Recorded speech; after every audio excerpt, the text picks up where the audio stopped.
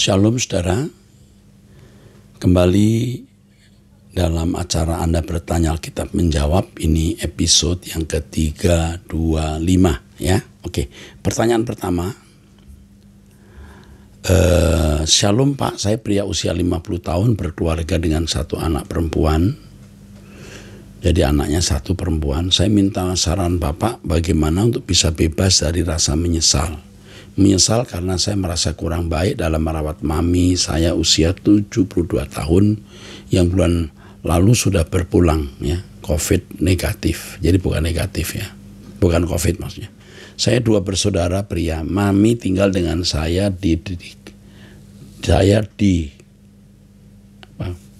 mami tinggal dengan saya di adik saya. Dengan saya di Jakarta nih. Adik saya juga sudah berkeluarga juga di Jakarta. Hubungan mami, saya dan istri sangat baik. Istri saya sudah anggap mami seperti maminya sendiri.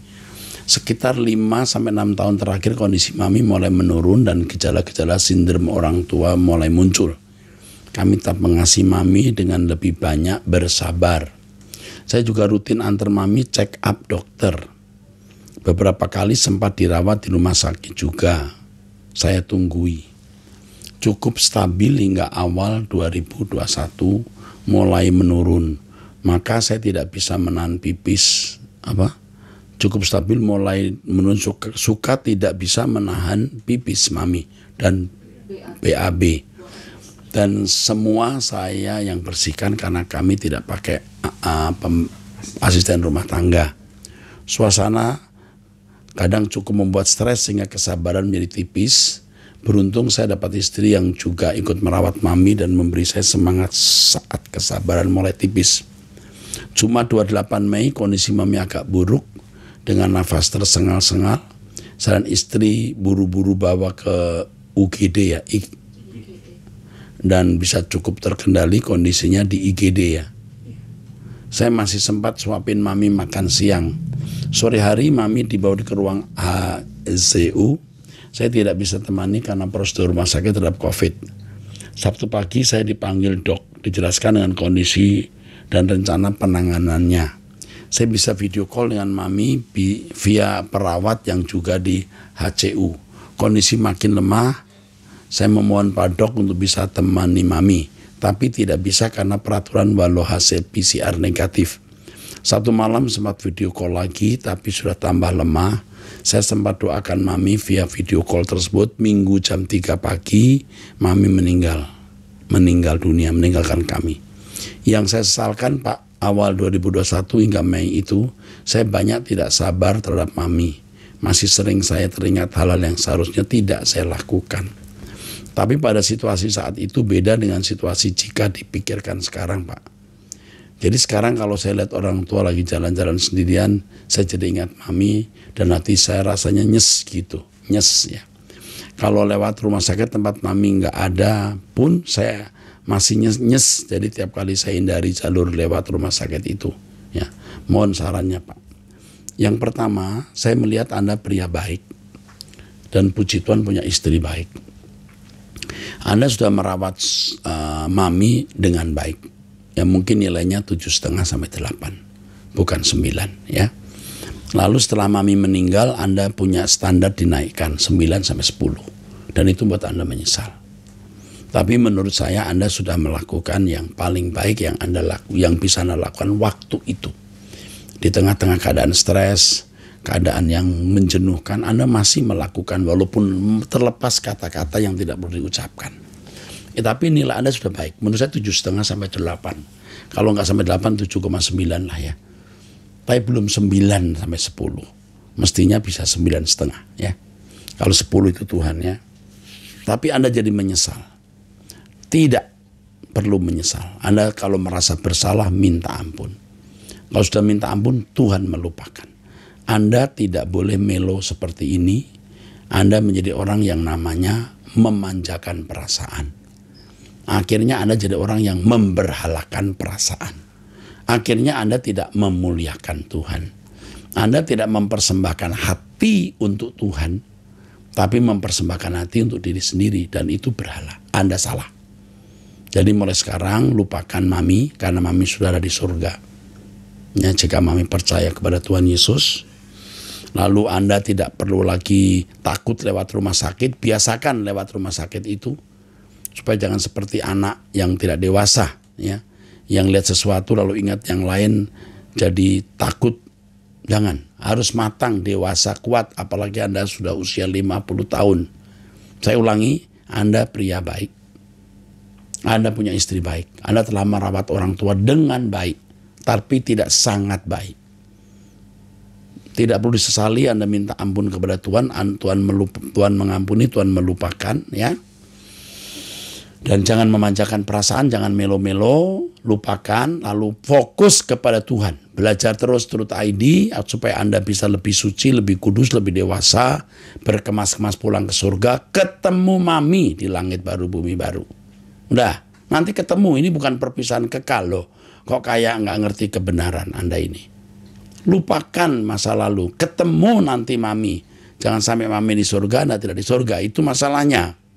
Persiapkan istri, anak-anak, dan istri anak yang baik itu untuk juga bisa masuk surga. Anda punya peran besar untuk itu. Berjuang, tetap di Truth ID, doa bersama dengan saya tiap hari. Cayo, Tuhan berkati. Oke deh. Pak Erasto, saya usia 44 tahun, saya punya sakit kelemahan dan kelainan tubuh yang saya alami sejak tahun 1992 saat saya mendapat mimpi basah untuk pertama kalinya. Ini pria, ya. Pertanyaan kedua ini, ya. Ternyata itu menggerus kekuatan otot pencernaan saya jadi melemah. Oh, bisa ya. Saya baru tahu nih. Penyakit kelemahan dan kelainan tubuh yang saya alami sejak 1992 saat saya mendapat mimpi basah untuk pertama kalinya. Ternyata itu menggerus kekuatan otot pencernaan saya. Kok bisa ya otot pencernaan digerus ya? Jadi saya melemah. Di saat itu saya langsung tahu kalau kedepannya akan makin parah dan memang terbukti. Setelah 29 tahun berlalu, oh ini waktu muda ya. Hari-hari ini udah makin parah Pak. Tidak mungkin saya ke dokter karena waktu itu masih sekolah SMA. Dan keluarga saya miskin juga. Ini sakit aneh, harus ke dokter spesialis apa. Saya tidak minta Tuhan sembuhkan, saya bingung gimana mau jadi corpus delicti. Sakit ini mengganggu. Ya. Saya belum menikah. Saya ingat perkataan Pak Erastus, Tuhan tidak mungkin memberi cobaan yang melebihi beban yang dapat kita tanggung. Juga kata Bapak nggak boleh ngucapin kalimat-kalimat ini, sampai kapankah dan saya tidak sanggup lagi. Oke. Maaf Pak, suratnya panjang, ini nggak panjang. Terima kasih banyak Pak Erastus, Bapak benar-benar dipakai Tuhan untuk menggenggami tangan-tangan kecil yang Tuhan titipkan pada Bapak. Tidur saya juga terdampak. Saya makin pendek jam ngantuknya Pak. Selain itu juga makin sedikit BAB-nya karena otot pencernaan melemah, juga disfungsi ereksi. Oke. Anda masih usia 44 tahun. Saya Anda nggak ada nama di sini, tapi saya akan doakan. Anda bisa sembuh, ya. Sekarang Anda tutup mata, ya.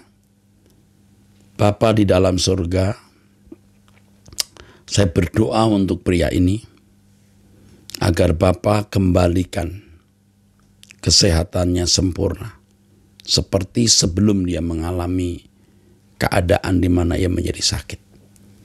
Bapa Elohim Yahweh, aku mohon dalam nama Tuhan Yesus Kristus, Putra Tunggal-Mu, Tuhan dan Juru Selamat kami, sembuhkan pria ini. Mulai saya berdoa ini, sejak saat saya berdoa ini, pria ini mengalami kesembuhan. Aku mohon, dia masih usia 44 tahun Bapak, aku mohon sembuhkan pria ini. Ya, saya minta agar otot pencernaannya Tuhan pulihkan, Tuhan kembalikan fungsi seluruh tubuhnya dalam nama Yesus Kristus. Aku bersyukur karena Engkau mendengar doaku. Terima kasih Bapak. Amin. Pertanyaan berikutnya. Salam Om Eras, saya wanita usia 25 tahun jemaat GSKI Rehoboth. Sekarang saya ingin bertanya mengenai hal lain Om. Saya cukup ambisius dalam bekerja. Awalnya karena saya bukan dari keluarga yang berlebih sehingga saya merasa harus bekerja sangat keras. Tapi lama-lama menjadi mencari nilai diri dari pekerjaan tersebut. Wow, ini bagus bisa punya kesadaran ini ya. Kerja keras harus, tapi bukan mencari nilai diri. Untuk kepentingan Tuhan. Hati saya seringkali merasa tidak senang apabila ada rekan kerja yang melakukan lebih baik dari saya. Nah, ini karakter aslinya. Mulai muncul atau ketularan dari karakter orang lain. Ya. Saya juga merasa ingin dipandang dan dipuji. Oke, ini bisa karakter aslinya begitu yang belum muncul waktu belum sukses. Atau karena melihat orang lain memiliki spirit itu lalu tertulari. Saya tidak melakukan hal yang menjatuhkan orang lain atau kecurangan dalam pekerjaan, melainkan dengan bekerja lebih keras saya supaya mendapat pengakuan. Dalam berbagai hal Tuhan menyampaikan pada saya betapa melencengkan hati saya, betapa melencengnya hati saya. Ini syukur bisa begini, ini luar biasa ya. Saya sekarang mengerti secara penuh seluruh khotbah Om Eras mengenai keterikatan akan dunia, perasaan ingin dipuji, keinginan untuk dipandang, dan lain sebagainya. Setelah saya menyadari ini, saya merasa sedih dan merasa bersalah sekali kepada Tuhan.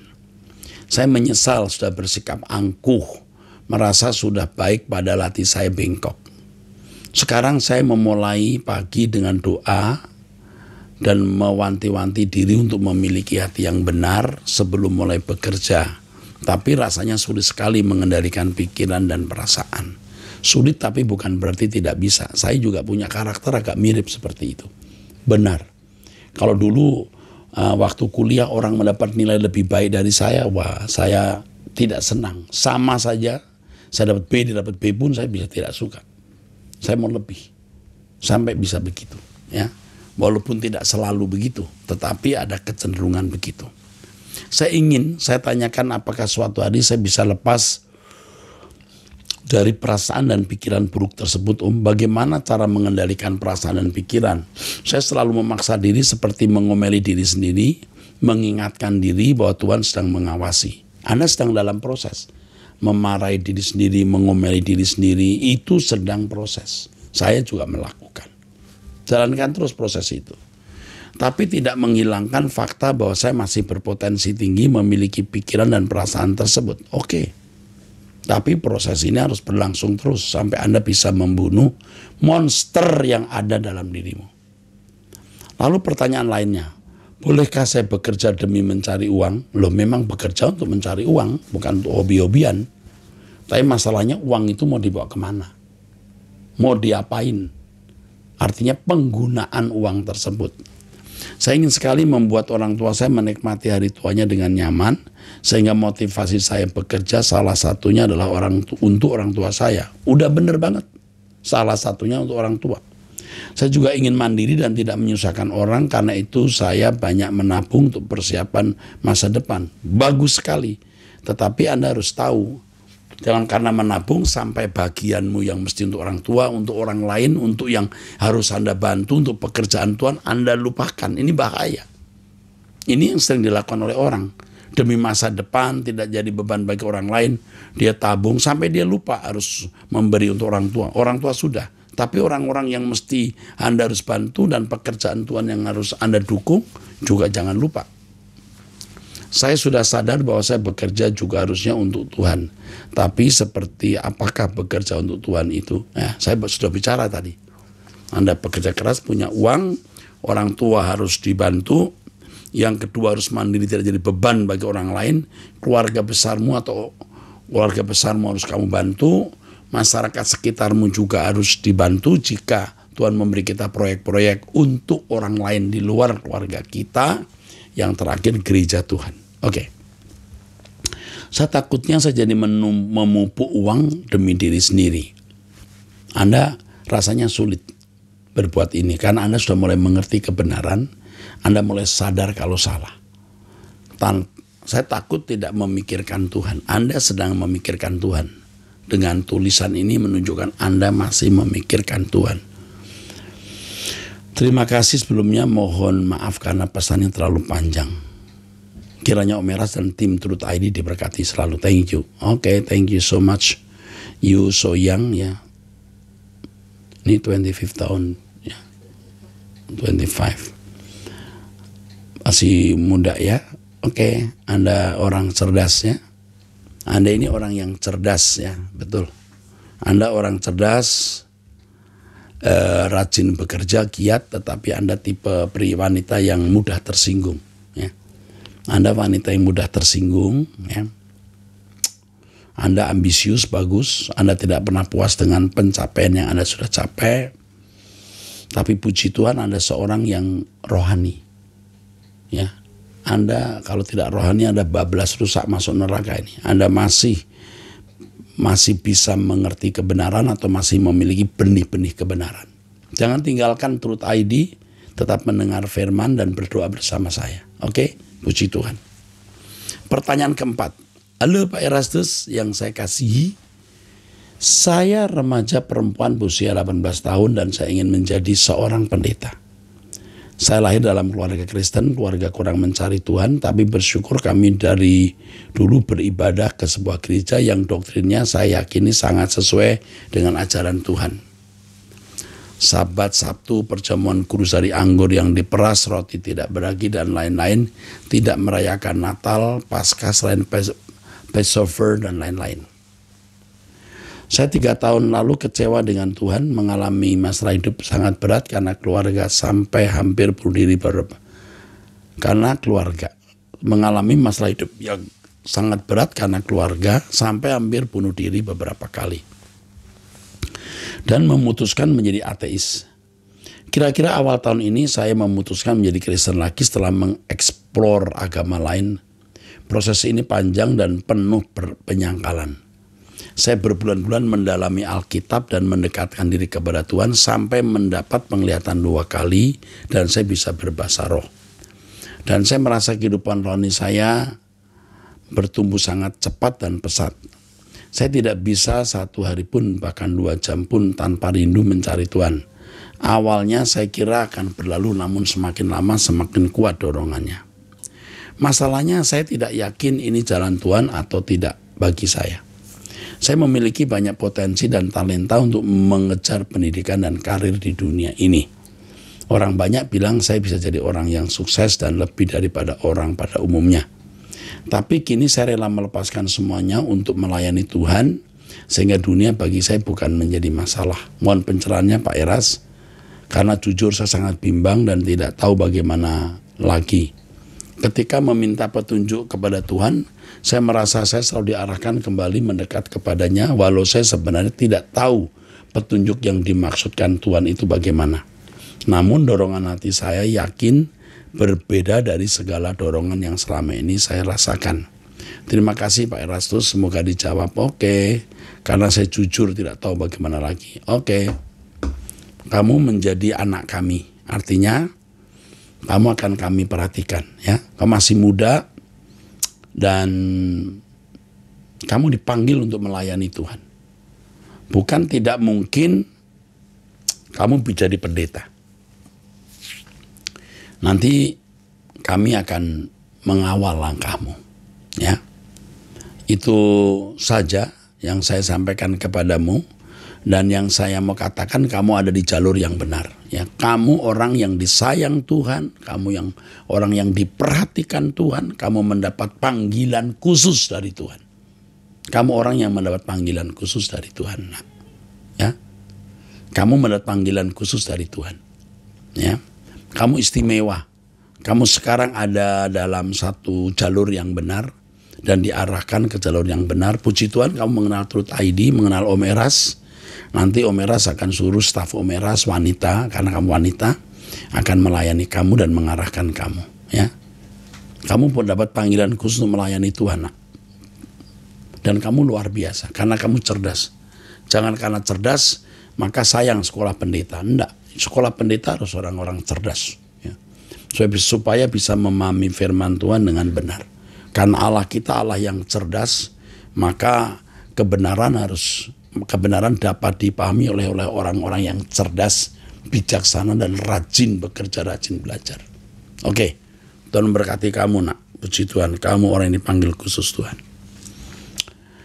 Pertanyaan kelima, Shalom Pak Eras, tetap semangat. Yes, thank you. Pertanyaan 1, saya pernah membaca satu tulisan tentang antikris yang menyatakan bahwa secara garis besar ada 2. Pertama adalah orang-orang yang mengajarkan Injil tidak seperti yang sebenarnya. Seperti kata Paulus, aku takut kalau ada orang yang datang mengajarkan kamu Injil yang lain, tidak seperti yang kami ajarkan. Yang kedua adalah orang-orang yang melawan Kristus dan ajarannya. Yang kedua ini yang benar. Yang pertama tidak.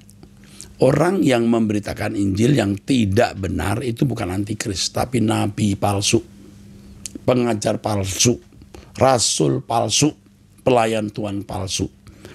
Orang yang disebut antikris itu orang-orang yang melawan, yang menentang Injil. Dan biasanya mengadakan kesulitan atau melakukan kesulitan atau mendatangkan kesulitan bagi orang Kristen dan pekerjaan Tuhan.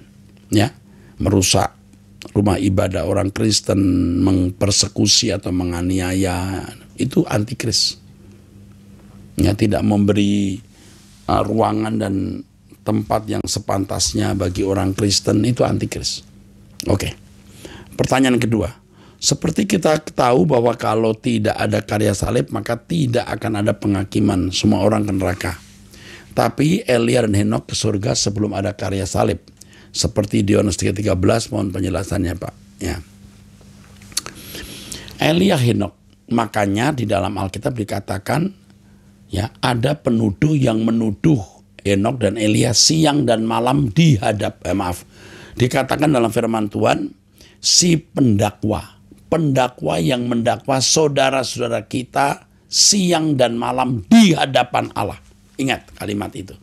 Di hadapan Allah. Siapa orang yang didakwa siang dan malam di hadapan Allah?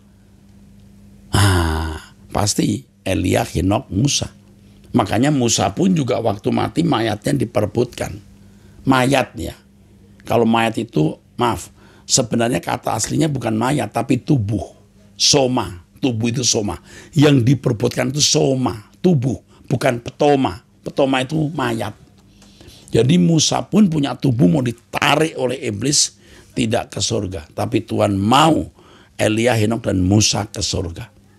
Ini ya. Jadi mereka orang-orang yang saya pahami ini ya, terserah orang memahami apa, yang didakwa siang dan malam di hadapan Allah. Bukan di neraka, bukan di Hades, bukan di mana-mana. Di hadapan Allah. Mereka didakwa. Loh, kamu ini kan mestinya tidak boleh di sini. Belum ada penebusan kok. Jadi tidak heran kalau Elia dan Musa mempercakapkan